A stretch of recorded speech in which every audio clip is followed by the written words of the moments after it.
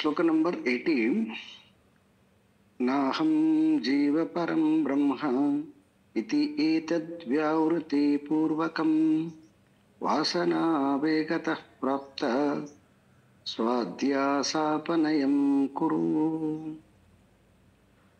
ನ ಅಹಂ ಜೀವಃ ಪರಂ ಬ್ರಹ್ಮೇತಿ ಇತಿ ಏತದ್ ವ್ಯಾವೃತಿ ಪೂರ್ವಕಂ ವಾಸನಾ ವೇಗತಃ ಪ್ರಾಪ್ತ ಸ್ವ ಅಧ್ಯಾಸಾಪನಯಂ ಕುರು ಅಂತ ಇದು. ಸೊ ಬಿಡಿಸುವಂತಹ ವಿಧಾನ. ಶ್ಲೋಕಗಳನ್ನ ಪದಚ್ಛೇದ ಅಂತ ಕರೀತಾರೆ ಸಂಸ್ಕೃತದಲ್ಲಿ. ಅದು ಒಟ್ಟಿಗೆ ಬರೆಯೋದು ಸಂಸ್ಕೃತದ ವಿಶೇಷ. ಯಾವಾಗ ಅದನ್ನ ನಾವು ಚಿಂತನೆ ಮಾಡುವಾಗ, ಹೇಳುವಾಗ ಕೆಲವೊಂದು ಕಡೆಗೆ ಅದನ್ನ ಬಿಡಿಸಿ ಬಿಡಿಸಿ ಹೇಳಿದಾಗ ಅದು ಅರ್ಥ ಆಗಿಬಿಡ್ತದೆ. ಅವಾಗ ನಾಹಂ ಜೀವ, ನಾನು ಅಂದ್ರೆ ಅಹಂ, ನ ಅಹಂ ಜೀವ, ನಾನು ಜೀವನಲ್ಲ ಅಂತ. ಹಾಗಿದ್ರೇನು? ಬ್ರಹ್ಮೇತಿ ಏತತ್ ಪರಂ, ನಾನು ಬ್ರಹ್ಮಸ್ವರೂಪನೇ ಅನ್ನುವಂತಹದ್ದನ್ನು ಶಾಸ್ತ್ರ ನಮಗೆ ಸ್ಪಷ್ಟವಾಗಿ ತಿಳಿಸದ. ವ್ಯಾವೃತ್ತಿ ಪೂರ್ವಕಂ ವಾಸನಾ ವೇಗತಃ ಅಂದ್ರೆ ಈ ವಾಸನೆಯ ವೇಗತಃ ಅಂತಂತಾರೆ ಅವರು. ಈ ವಾಸನೆಯ ವೇಗವನ್ನ ಏನ್ ಮಾಡ್ಕೋಬೇಕಂದ್ರೆ ಅದನ್ನ ಕಳಚಿಕೊಂಡು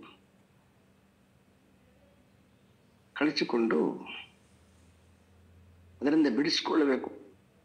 ಅಹಂ ಬ್ರಹ್ಮೇತಿ ಅಂತಕ್ಕಂಥದ್ದನ್ನ ಪ್ರಾಪ್ತಿ ಮಾಡಿಕೊಳ್ಬೇಕಾದ್ರೆ ಈ ವಾಸನಾ ವೇಗವನ್ನ ಬಿಡಿಸ್ಕೊಳ್ಬೇಕು. ಈ ವಾಸನಾ ವೇಗ ಹೇಗಾಗಿದೆ ಅಂತಂದ್ರೆ, ಅದು ನಿಜವಾಗ್ಲೂ ಕೂಡ ಸತ್ಯವಾಗಿ ವಾಸನಾ ವೇಗ ಇಲ್ಲ.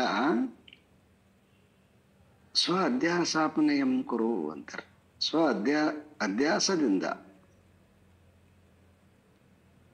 ಅಧ್ಯಾಸದಿಂದ ವಾಸನೆ ಮನುಷ್ಯನಿಗೆ ಆವರಿಸಿಕೊಂಡಿದೆ.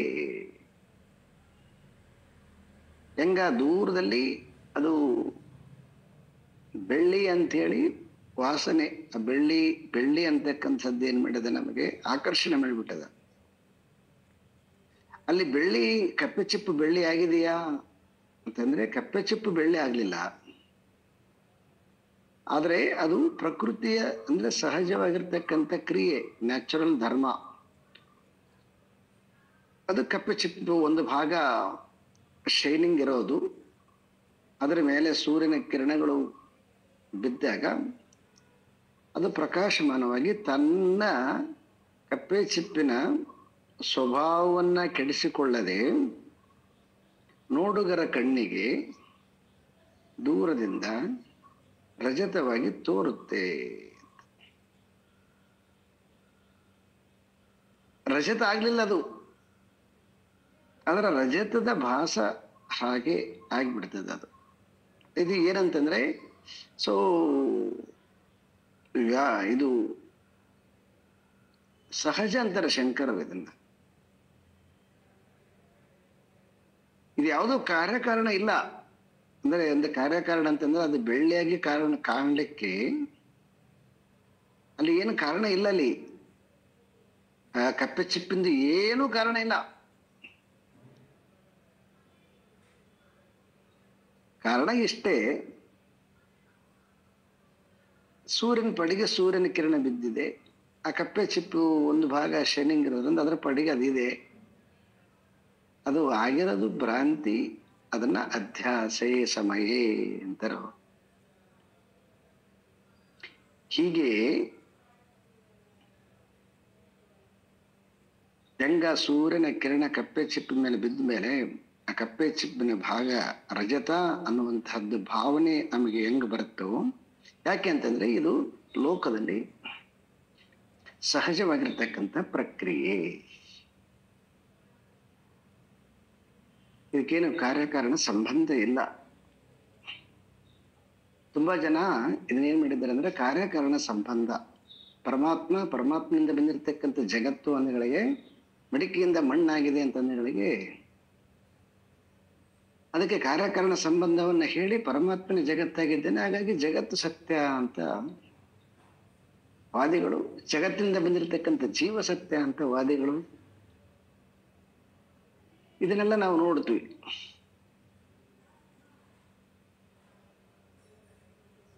ಹಾಗಾಗಿ ಅದ್ವೈತ ವೇದಾಂತದಲ್ಲಿ ಪರಮಾತ್ಮನಿಗೆ ಮತ್ತು ಜಗತ್ತಿಗೆ ಯಾವುದೇ ರೀತಿಯಾಗಿರ್ತಕ್ಕಂತಹ ಕಾರ್ಯಕಾರಣ ಸಂಬಂಧ ಇಲ್ಲ. ಯಾಕಂತಂದ್ರೆ ಕಾರ್ಯಕಾರಣ ಸಂಬಂಧ ಇತ್ತಂತಂದ್ರೆ ಕಾರಣದಿಂದ ಬಂದಿರತಕ್ಕಂಥದ್ದು ಕಾರ್ಯ ಕೂಡ ಸತ್ಯ ಆಗ್ತಿತ್ತು. ಯಾವುದು ಉಪಾದಾನ ಇದೆಯೋ ಉಪಾದಾನದಿಂದ ಬಂದಿರತಕ್ಕಂಥದ್ದು ಗಡಿಗೆ ಕೂಡ ಸತ್ಯ ಆಗ್ತಿತ್ತು. ಆದ್ರೆ ಗಡಿಗೆ ಅನ್ನುವಂಥದ್ದು ಕೇವಲ ನಾಮರೂಪ ಅಲ್ವಾ.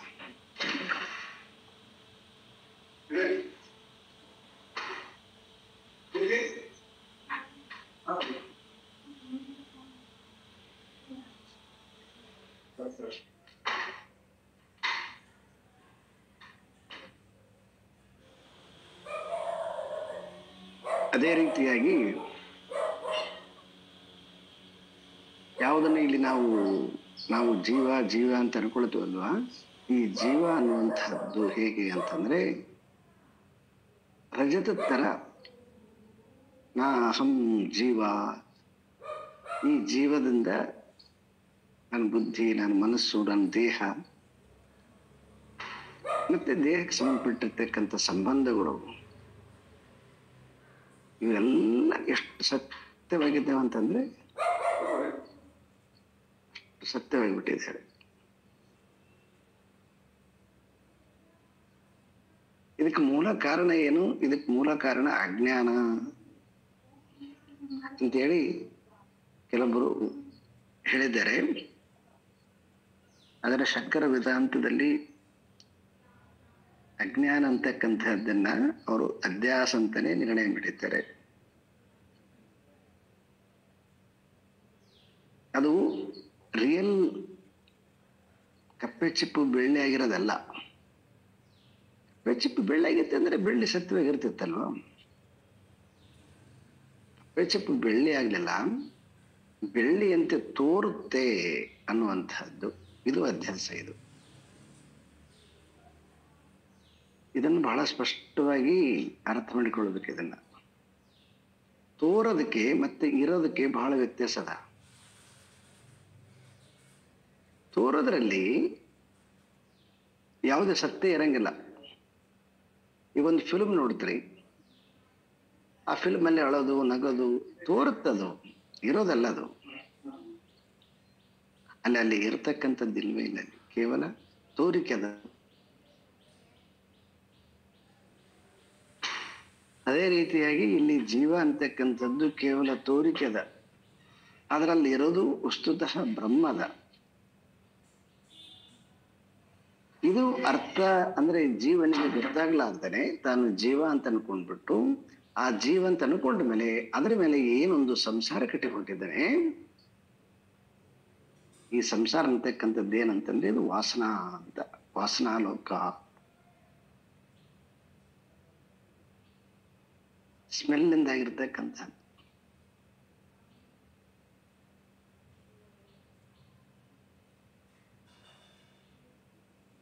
ಇದು ಎಷ್ಟು ಸ್ಟ್ರಾಂಗ್ ಆಗಿರ್ತಂತಂದ್ರೆ ಬಹಳ ಸ್ಟ್ರಾಂಗ್ ಆಗಿ ನಮ್ಗೆ ಇಡೀ ಜೀವನ ಏನು ಸುಖ ದುಃಖಕ್ಕೆ ಕಾರಣ, ಯಾವುದೊಂದು ಸುಖ ದುಃಖ ಅನುಭವಿಸ್ತೀವೋ ಈ ಎಲ್ಲ ಅನುಭವಿಸುವಂತಹದ್ದು ಈ ವಾಸನೆ ಅಧ್ಯಾಸದಿಂದ ಜೀವ ಅನ್ಕೊಂಡಿರೋದು. ಜೀವ ಅನ್ಕೊಂಡ ಮೇಲೆ ಆ ಜೀವನನ್ನ ತೃಪ್ತಿ ಮಾಡಕ್ಕೋಸ್ಕರ ಸಲುವಾಗಿ ಕರ್ಮ ಮಾಡಿರೋದು. ಇಷ್ಟು ಪ್ರಕ್ರಿಯೆ ಇದರಲ್ಲಿ.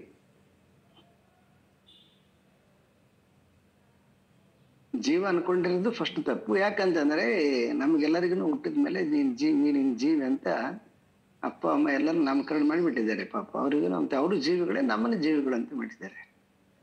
ಅವ್ರಿಗೇನೇನು ಗೊತ್ತದ? ಶಾಸ್ತ್ರ ಹೇಳತನಕ್ಕೆ ಇದು ಯಾರಿಗೂ ಗೊತ್ತಾಗೋದಿಲ್ಲ.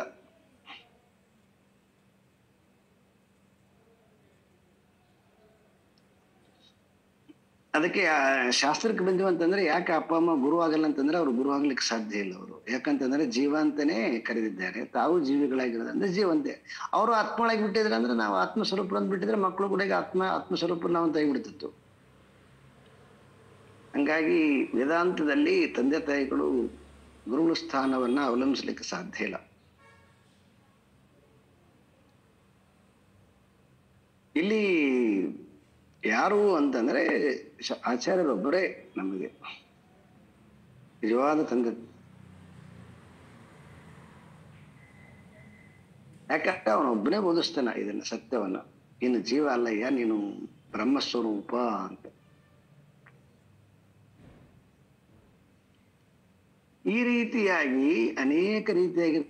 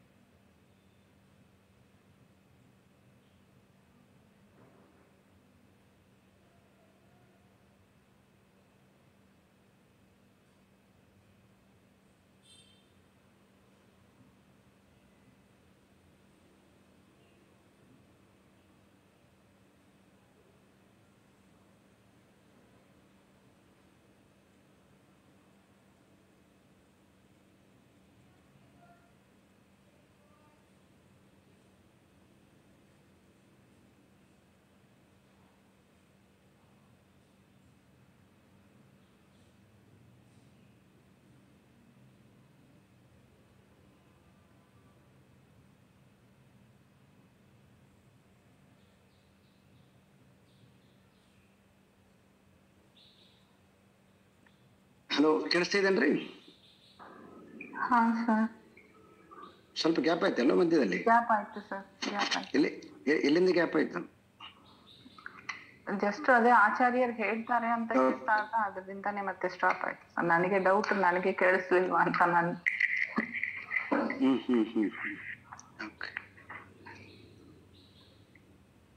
ಸೊ ಆಚಾರ್ಯರೊಬ್ಬರೇ ಇಲ್ಲಿ ನಮಗೆ ಸತ್ಯವನ್ನ ಬೋಧಿಸುವಂತವ್ರು. ಅದನ್ನು ಬಿಟ್ಟರೆ ಉಳಿದವರು ಯಾರು ಕೂಡ ಬೋಧಿಸ್ಲಿಕ್ಕೆ ಸಾಧ್ಯ ಇಲ್ಲ. ಹಾಗಾಗಿ ವೇದಾಂತದ ವಿದ್ಯಾರ್ಥಿ, ವೇದಾಂತದ ಕಡೆಗೆ ಚಲಿಸುವಂತಹ ಯಾರು ಮುಮುಕ್ಷು ಅದನ್ನ, ಅವನಿಗೆ ತಂದೆ ತಾಯಿ ಯಾರು ಅಂತಂದ್ರೆ ಈ ಶಾಸ್ತ್ರವನ್ನ ತಿಳಿದು ಯಾರು ಆಚಾರ್ಯರೇನು ಉಪದೇಶ ಮಾಡಿದ್ದಾರಲ್ಲ ಅವರೇ ಅವನಿಗೆ ಮೊದಲು ಗುರುಗಳು ಅಂತ. ಆದ್ರೆ ಈ ಅಜ್ಞಾನ ಕಾಲದಲ್ಲಿ ಏನ್ ಮಾಡಿಕೊಂಡಿದ್ದೀವಿ ಅಂತಂದ್ರೆ, ಅಜ್ಞಾನದಲ್ಲಿ ಹುಟ್ಟಿರ್ತಕ್ಕಂತಹ ಈ ಧರ್ಮ ಅಧರ್ಮ, ಸತ್ಯ ಮಿಥ್ಯ, ಈ ಎಲ್ಲ ಶಬ್ದಗಳು ಇವು ಎಲ್ಲವೂ ಕೂಡ ಅಜ್ಞಾನದಿಂದನೇ ಜನಿತವಾಗಿರ್ತಕ್ಕಂಥವು, ಜ್ಞಾನದಿಂದ ಜನಿತವಾಗಿರ್ತಕ್ಕಂಥವಲ್ಲ. ಆದ್ರೆ ಈಗ ಎಷ್ಟು ಸ್ಟ್ರಾಂಗ್ ಆಗಿಬಿಟ್ಟವಂತಂದ್ರೆ ಅವು ಆ ಹೊರಗಳವ್ರನ್ನ ಯಾರೊಬ್ರು ನೋಡಿ ಅವರು ಸುಳ್ಳು ಹೇಳೋರು, ನಾನು ಸತ್ಯ ಹೇಳೋನು ಅಂತ ಈಗ ನಮ್ಮ ಪಡಿಗೆ ನಾವೇ ಕೆಲವೊಂದನ್ನ ಸರ್ಟಿಫಿಕೇಟ್ ಕೊಟ್ಕೊಂಡ್ಬಿಟ್ಟಿದ್ವಿ. ನಾವು ಒಳ್ಳೆಯವರು, ಅವ್ರು ಕೆಟ್ಟವರು. ಆದ್ರೆ ವೇದಾಂತದ ಪ್ರಕ್ರಿಯೆಯಲ್ಲಿ ಇದನ್ನ ನೋಡಿದ್ವಿ ಅಂದ್ರೆ ನಾವು ಎಲ್ಲರೂ ಕೂಡ ಒಂದೇ ಸ್ಟೇಟ್ಮೆಂಟ್, ಎಲ್ಲರೂ ಅಜ್ಞಾನಿಗಳೇ. ಯಾಕಂದ್ರೆ ಅಜ್ಞಾನದಿಂದ ಜನಿಸಿರ್ತಕ್ಕಂಥದ್ದು, ಅಜ್ಞಾನದಿಂದ ಜನಿಸಿತ್ತು ಜೀವ, ಅಜ್ಞಾನದಿಂದ ಜನಿಸಿತ್ತು ಸತ್ಯ, ಅಜ್ಞಾನದಿಂದ ಜನಿಸಿತ್ತು ಧರ್ಮ ಅಂತ. ಅಜ್ಞಾನದಿಂದ ಜನಿಸಿರ್ತಕ್ಕಂಥದ್ದು ಕೂಡ ಕಲ್ಪನಾ ದೇವರು.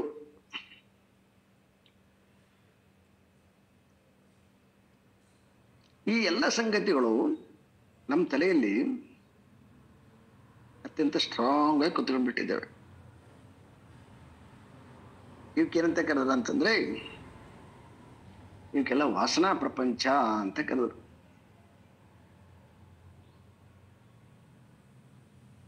ಹ್ಮ್ ಸ್ವಲ್ಪ ಟಾಪಿಕ್ಕು ಹೆವಿ ಅದ. ಹೆವಿ ಅಂದ್ರೆ ಕೇಳೋದಕ್ಕೆ ಸುಲಭ ಅದ, ಅದ್ರ ವಿಚಾರ ಮಾಡಕ್ಕೆ. ಇದ್ರಾಗ ಏನಾರು ಗಲಾಟೆ ಮಾಡ್ತೀರಾ? ಯಾರಾದ್ರು ಏನಾದ್ರು ಪ್ರಶ್ನೆ ಕೇಳ್ತೀರಾ? ಅದೇಂಗ್ರಿ ತಾಯಿ ಮೊದಲ ಗುರು ಅಂತ ಹೇಳಿ ಶಾಸ್ತ್ರ ಹೇಳ್ತದೆ ಅಲ್ವಾ? ಕೆಲವೊಬ್ರು ಹೇಳ್ತಾರೆ.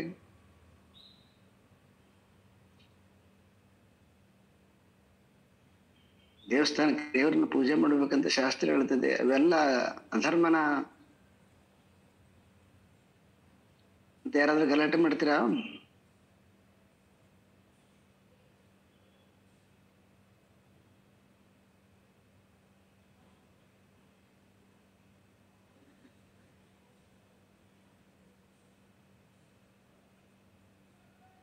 ಸೊ ಹಾಗಾಗಿ, ಆದರೆ ಇವೆಲ್ಲ ನಮಗೆ ಸಮಯ ಬರೋ ತನಕನೂ ಕೂಡ ಇದರ ಸತ್ಯಾಸತ್ಯತೆಯನ್ನ ವಿಮರ್ಶೆ ಮಾಡ್ತಕ್ಕಂತಹ, ವಿಚಾರ ಮಾಡ್ತಕ್ಕಂತಹ ಒಂದು ಅವಕಾಶ ನಮಗೆ ಪ್ರಕೃತಿ ಖಂಡಿತವಾಗಲೂ ಕೂಡ ತಂದುಕೊಡುತ್ತೆ. ಆ ಮಹಾಭಾರತದಲ್ಲಿ ಸತ್ಯವತಿಗೆ ಅವಳಿಗೆ ಎಷ್ಟು ಅಹಂಕಾರ ಇರ್ತದಂತಂದ್ರೆ, ನನಗೇನೋ ದೊಡ್ಡದು ಸಾಧಿಸಿದ್ದೀನಿ ಶಂತನನ್ನ ಮದುವೆಯಾಗಿಬಿಟ್ಟು ಅಂತ ಹೇಳಿ, ಅಷ್ಟು ಒಂದು ಹಸ್ತಿನಾವತಿ ಪುರದ ಮೇಲೆ, ಹಸ್ತಿನಾವತಿಯ ಸಿಂಹಾಸನದ ಮೇಲೆ ರಾಜಮಾತೆಯಾಗಿ ವಿರಾಜಮಾನಾಗಿರ್ತಾಳೆ ಅವಳು. ತಾನು ಹೇಳಿದ್ದೇ ಆರ್ಡರ್ನ ತರ. ಯಾವಾಗ ಕ್ರೂಢನಾಗಿರ್ತಕ್ಕಂತಹ ಧೃತರಾಷ್ಟ್ರ ವಿರೋಧ ಮಾಡಕ್ ಶುರು ಆಗ್ತದ, ಅವಾಗ ಅವಳ ಎಲ್ಲ ಮೋಹ ನಿಧಾನವಾಗಿ ನಿಧಾನವಾಗಿ ನಿಧಾನವಾಗಿ ನಿಧಾನವಾಗಿ ಅದು ಕಳಿಸ್ತಾ ಬರ್ತದೆ.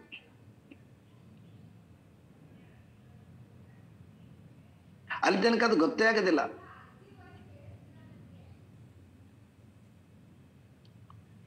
ಅದೇ ರೀತಿಯಾಗಿ ನಮಗೆ ಯಾವುದನ್ನು ನಾವು ನಂಬಿಕೊಂಡಿದ್ದೇವೋ ಆ ನಂಬಿಕೊಂಡಿರ್ತಕ್ಕಂತಹ ವಸ್ತುಗಳು ಯಾವಾಗ ಜಾರ್ಲಿಕ್ಕೆ ಶುರುವಾಗ್ತವೆ ಕೈಯಿಂದ,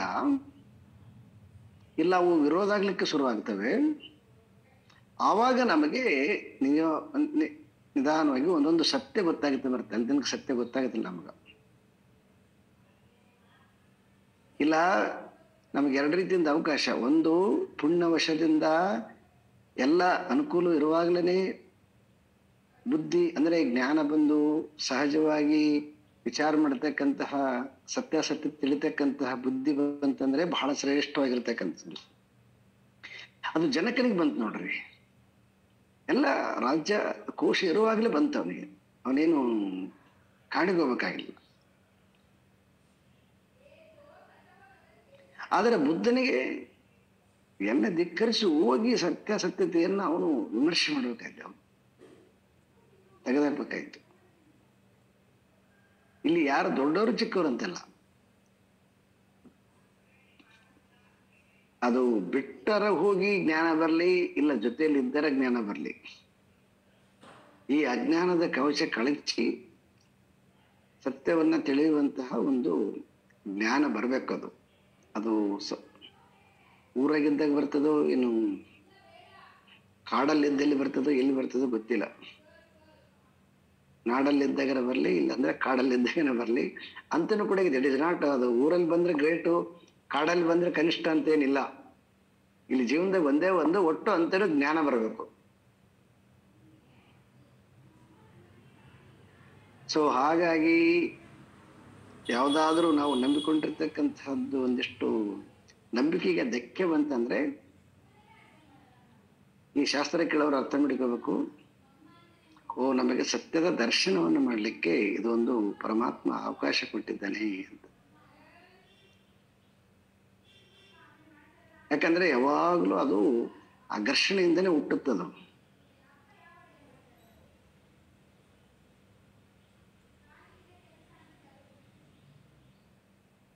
ಆ ಕಾರಣದಿಂದ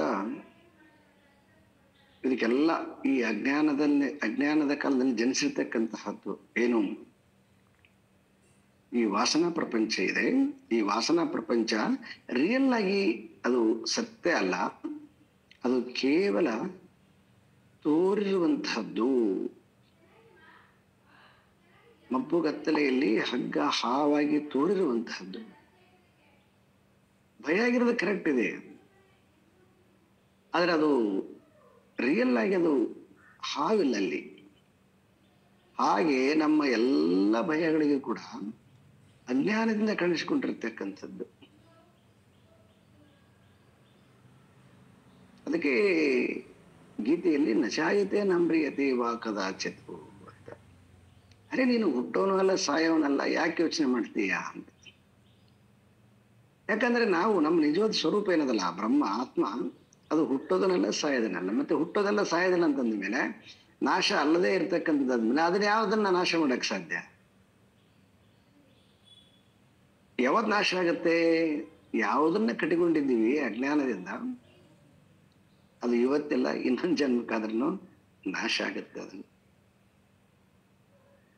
ಕೆಲವೊಮ್ಮೆ ಈ ಜೀವನದಲ್ಲಿ ಅದು ನಮಗೆ ಪುಣ್ಯದಿಂದಾಗೆ ಕಾಣದೇ ಇರ್ಬೋದು, ಆದರೆ ಇನ್ನೊಂದ್ಸಲ ಅದನ್ನು ಕೂಡ ಅದೇನಾಗುತ್ತೆ, ಅದು ನಾಶ ಆಗ್ಲೇಬೇಕದು. ಯಾಕಂದ್ರೆ ಯಾವುದು ಜನಿಸಿದೆಯೋ ಅದು ಇರಕ್ಕೆ ಸಾಧ್ಯ ಇಲ್ಲ, ಯಾವುದು ತೋರ್ತೋ ಅದು ಇರೋದಿಲ್ಲ, ಯಾವುದು ಇಲ್ಲವೋ ಅದು ತೋರುತ್ತೆ. ಅದು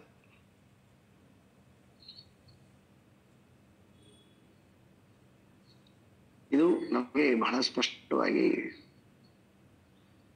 ತತ್ವ ನಮಗೆ ತಿಳಿಸುತ್ತೆ. ಆ ಕಾರಣದಿಂದ ಇಂತಹ ಅಜ್ಞಾನದ ದಶೆಯಿಂದ ಹುಟ್ಟಿರ್ತಕ್ಕಂತಹ ವಾಸನೆಯನ್ನ ಕಳೆದುಕೋ ಅಂತ.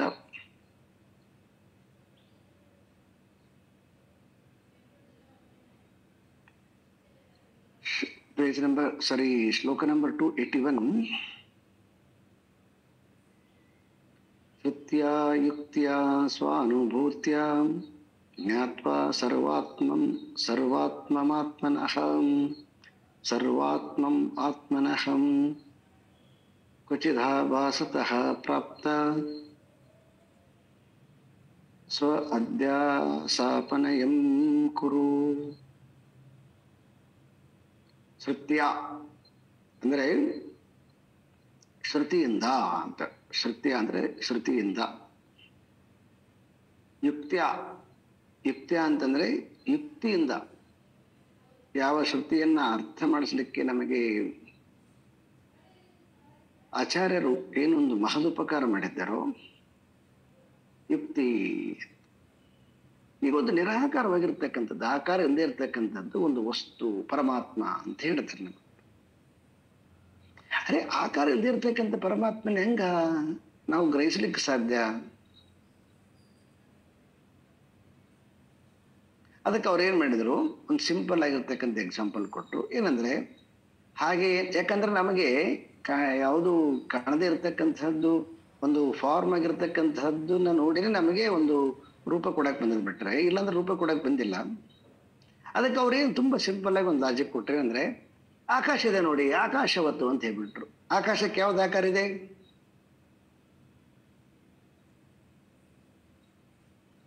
ವಸ್ತುತಃ ಆಕಾಶಕ್ಕೆ ಯಾವುದೇ ಒಂದು ಆಕಾರ ಇಲ್ಲ. ಆಕಾರ ಅಂದ್ರೆ ಏನಿರುತ್ತಾ, ಒಂದು ಮೇಜರ್ಮೆಂಟಿಗೆ ಸಿಗ್ಬೇಕು. ಒಂದು ಆಕಾರ ಅಂತ ಏನು ಕರಿತೀವಿ, ಇಷ್ಟು ದಪ್ಪ, ಇಷ್ಟು ಉದ್ದ, ಇಷ್ಟು ಹೈಟು, ಎತ್ತರ, ಅಗಲ, ಉದ್ದ, ಇದು ಮೆಥಮೆಟಿಕ್ ಒಂದು ಘನ ವಸ್ತುವನ್ನ ಅಳತೆ ಮಾಡತಕ್ಕಂಥ ಪದ್ಧತಿ. ಬರೀ ಅಗ್ಲ ಎತ್ತರ ಅಲ್ಲ, ದಪ್ಪನು ಕೂಡ. ಅದನ್ನ ನಾವು ಘನ ವಸ್ತು, ಅದನ್ನ ಆಕಾರದಿಂದ ಕರಿತೀವಿ ಅದನ್ನ. ಹಾಗೆ ಈ ಆಕಾಶ ಅಂತಕ್ಕಂಥದ್ದು ಎಷ್ಟು ಎತ್ತರ ಇದೆ, ಎಷ್ಟು ಉದ್ದ ಇದೆ, ಎಷ್ಟು ದಪ್ಪ ಇದೆ, ಸೈಜ್ ಇದೆ ಇಲ್ಲ ನೋಡಿ. ಆದ್ರನ್ನ ನಾವು ಯಾರು ಆಕಾಶ ಇಲ್ಲ ಅಂತ ಹೇಳೋದಿಲ್ಲ, ಆಕಾಶ ಇದೆ ಅಂತ ಹೇಳ್ತೀವಿ. ಹೆಂಗದು ಹೇಳ್ರಿ ಅಂತಂದ್ರೆ, ಇಲ್ಲ ಅದು ಆಕಾಶ ಇದೆ ಅಷ್ಟೇ, ಹೇಳಕ್ ಬರೋದಿಲ್ಲ. ಅದು ಇದಕ್ಕೇನಂತ ಕರೆದ್ರೆ, ಇದನ್ನ ಯುಕ್ತಿಯ ಅಂತ ಕರೆದ್ರು ಅವರು. ಯಾವುದು ನಮಗೆ ಜ್ಞಾನಿಗಳವರೇನು ಈ ಬಾಹ್ಯವಾದ ಕಣ್ಣುಗಳನ್ನ ಮೀರಿ ಜ್ಞಾನದ ಕಣ್ಣಿನಿಂದ ನೋಡಿರ್ತಕ್ಕಂಥದ್ದನ್ನ ಈಗ ಆದರೆ ಈಗ ಬಾಹ್ಯ ಅಂದ್ರೆ ಸಾಮಾನ್ಯವಾಗಿರ್ತಕ್ಕಂಥ ಮಾನವರಿಗೆ ತಿಳಿಸ್ಬೇಕಾಯ್ತಲ್ವಾ, ಅವಾಗ ಅವ್ರು ಏನ್ ಮಾಡಿದ್ರು, ಯುಕ್ತಿಯನ್ನ ಬಳಸ್ತಿರು. ಯಾಕೆ ಶ್ರುತಿಗಳು ನಮಗೆ ನೇರವಾಗಿ ಅರ್ಥ ಆಗೋದಿಲ್ಲ ಅಂತಂದ್ರೆ, ಆ ಯುಕ್ತಿಗಳ ಮೂಲಕ, ಯಾರು ಆಚಾರ್ಯರ ಯುಕ್ತಿಗಳ ಮೂಲಕ ಅದು ನಮಗೆ ಕಾಣಿಸಿಕೊಡುತ್ತ.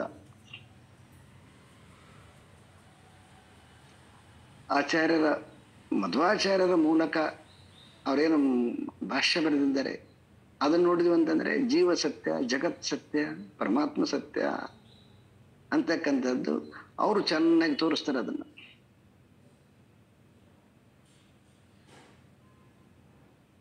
ಜೀವನ ಬೇರೆ, ಜಗತ್ತೇ ಬೇರೆ, ಪರಮಾತ್ಮ ಬೇರೆ ಅಂತ. ಅದೇ ನೀವು ರಾಮಾನುಜಾಚಾರ್ಯರ ಭಾಷ್ಯ ಹೋದ್ರೆ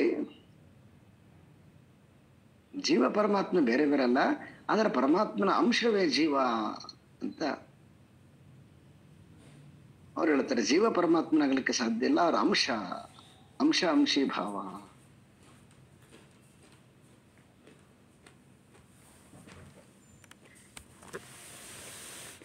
ಹೀಗೆ ಶ್ರುತಿ ಕರೆಕ್ಟ್, ಒಂದೇ ಶ್ರುತಿ, ಆದರೆ ಶ್ರುತಿಯನ್ನ ವಿವರಿಸುವಂತಹ ಯುಕ್ತಿ ಅದ ನೋಡಿ. ಆ ಯುಕ್ತಿ ಏನದಲ್ಲ, ಅವರೇನು ದರ್ಶನ ಮಾಡಿದ್ದಾರೆ ಆ ತಮ್ಮ ದರ್ಶನಕ್ಕೆ ಅನುಗುಣವಾಗಿ ಭಾಷ್ಯಗಳು ಯುಕ್ತಿಯಿಂದ ತೋರಿಸ್ತಾರೆ ಅವರು.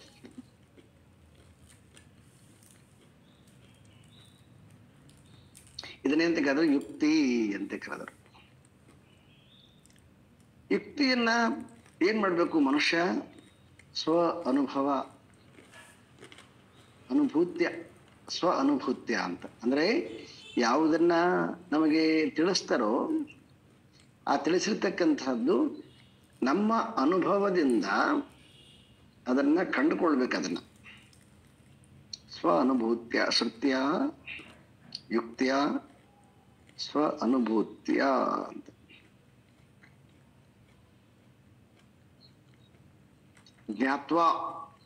ಜ್ಞಾತ್ವ ಅಂತಂದ್ರೆ ಈ ತಿಳಿಯುವನು, ಇವನು ಮನುಷ್ಯ ಏನ್ ಮಾಡ್ಬೇಕು? ಶ್ರುತಿಯಿಂದ ಯುಕ್ತಿಯಿಂದ ಸ್ವ ಅನುಭವದಿಂದ ಸರ್ವಾತ್ಮಂ ಆತ್ಮನಃ. ಸರ್ವಾತ್ಮಂ ಅಂದ್ರೆ ಈಗ ಒಂದು ಎಕ್ಸಾಂಪಲ್ ಕೊಟ್ಟೆ ನಾನು. ಯುಕ್ತಿ ಆಕಾಶ ಅಂತಕ್ಕಂಥದ್ದು ಎಲ್ಲೋ ಮೇಲೆ ಇಲ್ಲ, ಅಲ್ಲಿ ಮೇಲೆ ಎಷ್ಟು ಕಾಣುತ್ತೆ ಅಲ್ಲಿಂದ ಹಿಡ್ಕೊಂಡು ಭೂಮಿ ತನಕನೂ ಕೂಡಗಿ, ಮತ್ತೆ ಭೂಮಿಯಿಂದ ಇನ್ನ ಕೆಳಗಡೆ ಅಗಿತೆ ಹೋದ್ರಂದ್ರೆ ಅಲ್ಲಿ ತನಕನೂ ಕೂಡಗಿ ಎಲ್ಲವನ್ನ ಒಂದು ಇಂಚಷ್ಟು ಬಿಡದೆ ಎಲ್ಲವನ್ನು ವ್ಯಾಪಿಸಿಕೊಂಡಿರ್ತಕ್ಕಂಥದ್ದು ಯಾವುದು ಆಕಾಶ ಇದೆಯೋ, ಆ ಆಕಾಶ ಯಾವುದರಿಂದ ಬಂದಿದೆ? ಆತ್ಮನಿಂದ ಬಂದಿದೆ. ಅಂತಹ ಆತ್ಮ ಅನ್ನುವಂಥದ್ದು ಸರ್ವಾತ್ಮಕವಾಗಿರ್ತಕ್ಕಂಥದ್ದು. ಆ ಸರ್ವಾತ್ಮಕವಾಗಿರ್ತಕ್ಕಂತಹ ಆತ್ಮನನ್ನ ಶ್ರುತಿಯಿಂದ ಯುಕ್ತಿಯಿಂದ ಅನುಭವದಿಂದ ಮನುಷ್ಯ ಏನ್ ಮಾಡ್ಬೇಕು? ತಿಳಿಬೇಕು ಅಂತಾರೆ.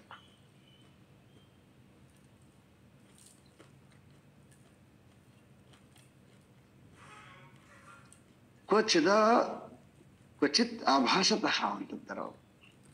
ಕ್ವಚಿತ್ ಆಭಾಸತಃ ಅಂದ್ರೆ ಕ್ವಚಿತ್ ಆಭಾಸ ಅಂದ್ರೆ ಪ್ರಾಸಂಗಿಕವಾಗಿ ಕಾಣಿಸ್ಕೊಡ್ತಕ್ಕಂಥದ್ದು ಯಾವುದು ಇದೆಯೋ, ಯಾವುದು ಕ್ವಚಿತ್ ಆಭಾಸ ಅಂತಂದ್ರೆ ಸಹಜವಾಗಿ ಕಾಣಿಸ್ಕೊಂಡಿರ್ತಕ್ಕಂಥದ್ದು. ಏನು? ದೂರದಲ್ಲಿರ್ತಕ್ಕಂತಹ ಕಪ್ಪೆ ಚಿಪ್ಪು ಬೆಳ್ಳಾಗಿ ಕಾಣಿಸ್ಕೊಂಡಿರ್ತಕ್ಕಂಥದ್ದು. ಇದನ್ನೇನ್ ಮಾಡ್ಬೇಕು ನಾವು ಅಂತಂದ್ರೆ, ಈ ಶ್ರುತಿ ಮತ್ತು ಯುಕ್ತಿ ಅನುಭವದಿಂದ ಏನ್ ಮಾಡ್ಬೇಕು? ಅದನ್ನ ಅದು ಎಲ್ಲವೂ ಕೂಡ ಈ ಸ್ವ ಅಧ್ಯಾಸದಿಂದ ನಿರ್ಮಾಣವಾಗಿರ್ತಕ್ಕಂಥದ್ದು. ಹಾಗಾಗಿ ಅಧ್ಯಾಸದಿಂದ ನಿರ್ಮಾಣವಾಗಿರ್ತಕ್ಕಂತಹ ಈ ಜಗತ್ತು ಸತ್ಯ ಅನ್ನುವಂತಹದ್ದು ಏನೋ ಒಂದು ಭ್ರಾಂತಿ ಇದೆಯಲ್ವಾ, ನಾನು ಜೀವ ಅನ್ನುವ ಸತ್ಯ ಅಂತಕ್ಕಂಥ ಭ್ರಾಂತಿ ಇದೆಯಲ್ಲ, ಈ ಭ್ರಾಂತಿಯನ್ನು ಏನ್ ಮಾಡ್ಬೇಕು ಅಂತಂದ್ರೆ ಇದನ್ನ ಶ್ರುತಿಯಿಂದ ಯುಕ್ತಿಯಿಂದ ಅನುಭವದಿಂದ ತೆಗೆದುಹಾಕ್ಬೇಕು.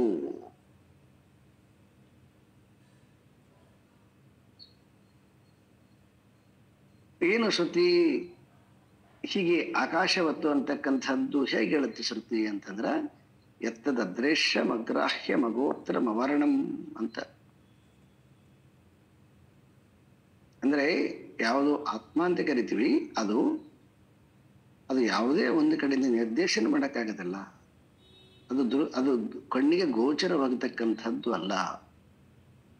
ಅಗ್ರಾಹ್ಯ, ಗ್ರಾಹ್ಯ, ಅದನ್ನು ಗ್ರಹಿಸಲಿಕ್ಕೆ ಮನಸ್ಸಿನಿಂದ ಸಾಧ್ಯ ಆಗದಿರ್ತಕ್ಕಂಥದ್ದು. ಕಣ್ಣಿಗೆ ಕಾಣಿಸ್ತಾ ಇರತಕ್ಕಂಥದ್ದು ಮನಸ್ಸಿಗೆ ಗ್ರಹಿಸಲಿಕ್ಕೆ ಸಾಧ್ಯವಾಗಿರ್ತಕ್ಕಂಥದ್ದು. ಅಗೋತ್ರಂ, ಅಗೋತ್ರಂ ಅಂದ್ರೆ ಯಾವುದೇ ಗೋತ್ರ ಇಲ್ಲ. ಗೋತ್ರ ಅಂತಂದ್ರೆ ಅರ್ಥ ಏನು? ಯಾವುದಾದ್ರೂ ಒಂದು ಹುಟ್ಟಿತ್ತು ಅಂತಂದ್ರೆ ಗೋತ್ರ ಬರ್ತದ. ಹುಟ್ಟದೇ ಇರ್ತಕ್ಕಂಥದಕ್ಕೆ ಗೋತ್ರ ಇಲ್ಲದ.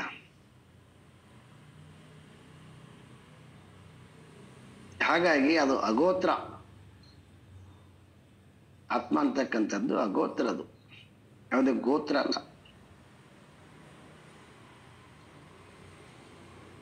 ಎತ್ತದೃಶ್ಯ ಮಗ್ರಾಹ್ಯ ಮಗೋತ್ರಂ ಅವರ್ಣಂ ಅಂತ. ಅವರ್ಣಂ ಅಂತಂದ್ರೆ ಅದಕ್ಕೆ ಯಾವುದೇ ರೀತಿಯಾಗಿರ್ತಕ್ಕಂಥ ವರ್ಣ ಇಲ್ಲ, ಕಲರ್ಲೆಸ್ ಅಂತ.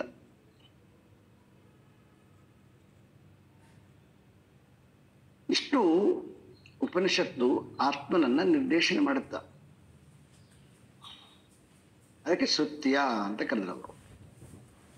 ಇದು ಎಲ್ಲಿ ಕಾಣುತ್ತೆ ನಮಗಂತಂದ್ರೆ ನಾವು ಈ ಆಕಾಶದಲ್ಲಿ ನೋಡ್ಬೋದು. ಆಕಾಶದಲ್ಲಿ ನಮಗೆ ಅದು ಕಾಣಿಸ್ಕೊಳ್ತದೆ. ಆಕಾಶಕ್ಕೆ ಯಾವುದೇ ಬಣ್ಣ ಇಲ್ಲ, ಯಾವುದೇ ಗೋತ್ರ ಇಲ್ಲ. ಮತ್ತೆ ಮನಸ್ಸಿನಿಂದ ಅದನ್ನ ಏನ್ ಮಾಡಕ್ ಸಾಧ್ಯ ಇಲ್ಲ. ಇಷ್ಟೇ ಅಂತ ಹೇಳ್ಬಿಟ್ಟು ಅದನ್ನ ಅಳತೆ ಮಾಡಕ್ ಬರೋದಿಲ್ಲ, ನಿರ್ದೇಶನ ಮಾಡಕ್ ಬರೋದಿಲ್ಲ. ಹೀಗೆ ಅಂತ ಆಕಾಶಕ್ಕೆ ಒಂದ್ ಯಾವ್ದಾರ ಎಕ್ಸಾಂಪಲ್ ಕೊಟ್ರಿ ಅಂತಂದ್ರೆ ಏನ್ ಕೊಡ್ತೀರಿ? ಆಕಾಶಕ್ಕೆ ಉದಾಹರಣೆ ಆಕಾಶವೇ ಆಗುತ್ತೆ ಬಿಟ್ರೆ ಇನ್ನೊಂದು ಆಕಾಶ ಸಾಧ್ಯ ಇಲ್ಲ. ಮತ್ತೊಂದು ಅದಕ್ಕೆ ಸಮಾನವಾಗಿರ್ತಕ್ಕಂಥ ಆಕಾಶ ಇಲ್ಲ.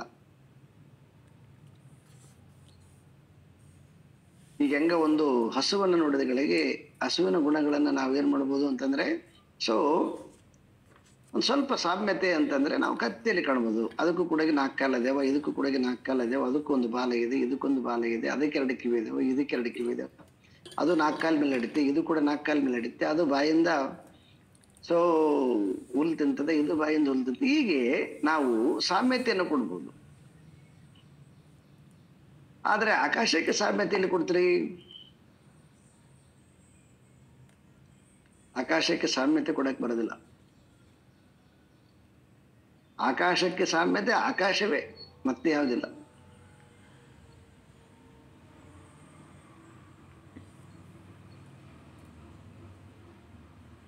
ಈಗ ರಾವಣ ಭಯಂಕರ ಬಹಳ ಶಕ್ತಿವಂತ. ಅವರಿಗೆ ಸಾಮ್ಯತೆ ಕೊಡ್ಬೋದು ನಾವು. ಹಿರಣ್ಯಕಶ್ಯಪ ಇದ್ದ ಅಂತ ಹೇಳ್ಬೋದು, ಕಂಸ ಇದ್ದ ಅಂತ ಹೇಳ್ಬೋದು, ಸಾಮ್ಯತೆ ಕೊಡ್ಬೋದು. ಹಾಗೆ ಕೃಷ್ಣನಿಗೆ ಸಾಮ್ಯತೆ ಕೊಟ್ರೆ ನೋಡೋಣ ಯಾರು? ಕೃಷ್ಣನ ಸಾಮ್ಯತೆ ಯಾರಲ್ಲ, ಕೃಷ್ಣನೇ, ಮತ್ತೆ ಯಾರದಕ್ಕೆ ಸಾಧ್ಯ ಇಲ್ಲ.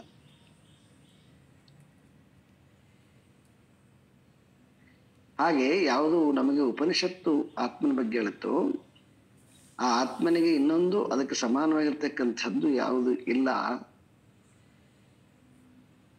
ಹಾಗಾಗಿ ಅದನ್ನ ನಾವು ಏನ್ ಮಾಡ್ಬೇಕು ಅಂತಂದ್ರೆ ಆಚಾರ್ಯರ ಉಪದೇಶದಿಂದ, ಯುಕ್ತಿಯ ಅನುಭವದಿಂದ ಅದನ್ನ ಸ್ವ ಅನುಭವ ಮಾಡಿಕೊಂಡು ಎಲ್ಲವನ್ನ ವ್ಯಾಪಿಸಿಕೊಂಡಿರ್ತಕ್ಕಂಥದ್ದು ಯಾವುದು, ಎಲ್ಲದಕ್ಕೆ ಕಾರಣವಾಗಿರ್ತಕ್ಕಂಥದ್ದು ಯಾವುದು, ಅದು ನಾನೇ ಆಗಿದ್ದೇನೆ ಅಂತ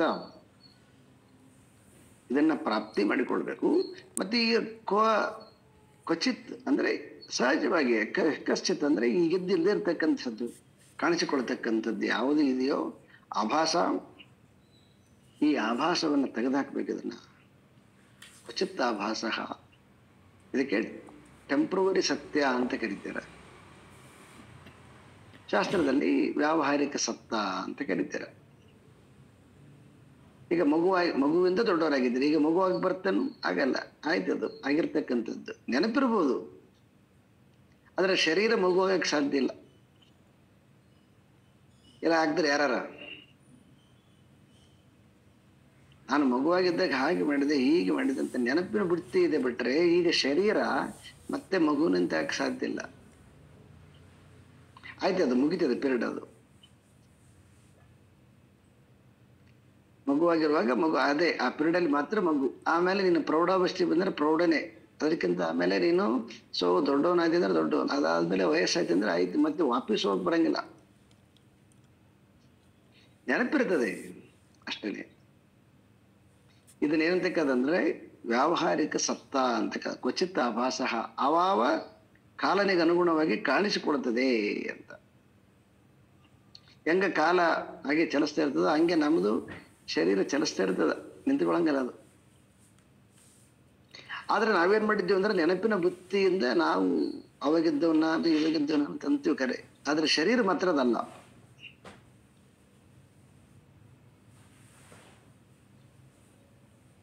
ಈ ರೀತಿಯಾಗಿ ಕ್ವಚಿತ್ ಆಭಾಸ, ಸುಮ್ಮನೆ ಕಾಣಿಸ್ಕೊಳ್ತಕ್ಕಂಥದ್ದು, ಪ್ರಾಸಂಗಿಕವಾಗಿ ಕಾಣಿಸ್ಕೊಳ್ತಕ್ಕಂಥದ್ದು ಯಾವುದಿದೆಯೋ ಅದು ಅಧ್ಯಾಸದಿಂದಾಗಿರ್ತಕ್ಕಂಥದ್ದು. ಹಾಗಾಗಿ ಹೇ ಮಗು, ಈ ಅಧ್ಯಾಸವನ್ನು ಸ್ವಲ್ಪ ನಿವಾರಿಸಿಕೋ, ಇದನ್ನು ತೆಗೆದುಹಾಕಿ, ಇದನ್ನು ವಿಚಾರ ಮಾಡಿದೆ ಅಂತಂದ್ರೆ ಅವಾಗ ಈ ಕ್ವಚಿತ್ ಆಭಾಸ ಅಂತಕ್ಕಂಥದ್ದು ನಿನಗೆ ದರ್ಶನವಾಗತ್ತೆ.